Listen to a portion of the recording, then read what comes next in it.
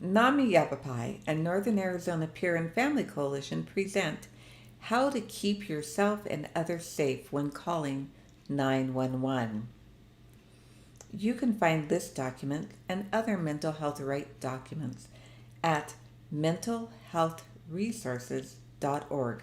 Okay, Mary Beth, have you ever had to call 911 for a mental health emergency? I have not had to call 911. I've been fortunate that way that I haven't.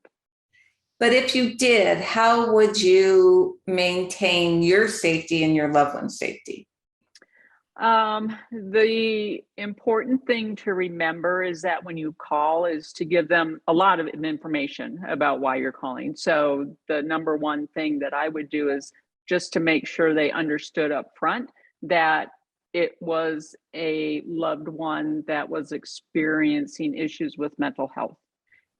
From then, I would also ask for a certified crisis intervention team if there was one available, so that because they've been trained in that, and hopefully that there would be one that could come out for that call.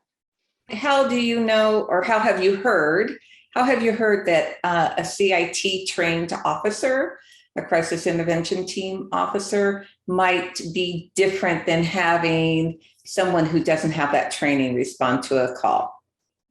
Well, the training aspect of it. So they've gone through the program within their, what would you call it, precinct unit, and they understand mental health crisis and how to better approach that individual.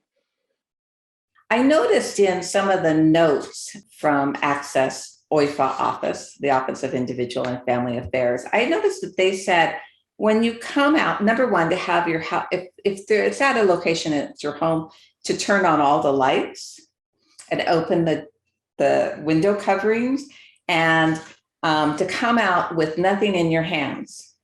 And then down below it says, but give them, when they come, give them all the numbers, the psychiatrist number, the case manager's number and whatnot. And I thought, if I don't even have my cell phone in my hand, how am I going to give them that information? So you're supposed to give them those numbers when you go outside. That's what it said. Once the police arrive, you should give them, one of the items is the telephone numbers for any attending psychiatrist, therapist, and or case manager. Okay, yeah, I see that. And when I pondered that, I thought, well, I guess I have to put my cell phone in my pocket, but I got to make sure it doesn't look like a weapon, because of course, right. And that's the main thing, to keep your hands free when they see you, because their feeling is they want to keep everybody out of danger. Including themselves. Including themselves, exactly. And I also think about the keeping calm aspect. You know, if you're the loved one experiencing something like that, I would think keeping calm is difficult, you know, because if you have a loved one that's threatening suicide, threatening you, keeping calm in that response would be hard. I would think so. My neighbor, they had a mental health emergency, and the police responded, the fire responded, and so did the crisis team. And all three of them needed information from the family. Wow. Separately. Yeah. Different record keeping. Yeah. So you better have that all ready to go. Better have that all ready to go. And it did give this, in my observation was, it did give this family something to focus on other than the emergency that was going on. When you're actually making the call, you know, obviously try to keep calm.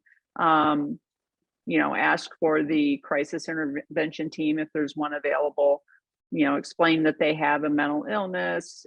And then there's also information on there such as what medication they're on, if they've stopped using medication, if they've had a history in the past of being violent or acting out against, you know, police or law enforcement, where they are currently in the home, if they're locked in their bedroom, if they're pacing around on the patio, let them know where they're at. And then of course describing, the symptoms. What are they doing? Are they hallucinating? Are they having delusions? Are they, is there potential for self-injury? Just giving them as much information as you can when you're making the call. And then of course, if you feel threatened, that's probably a very one of the number one things, just because this is all making sure that everybody is safe. Right. Yeah, the one thing they didn't mention that I think is important is if you have animals, securing the animals. Oh, that is, yeah. For the ins and outs of police mental health crisis response, which gives additional information on how to keep yourself safe when calling 911 and what to expect, go to NAMI Yavapai's YouTube channel at NAMI Yavapai. For additional information and events, go to namiyavapai.org.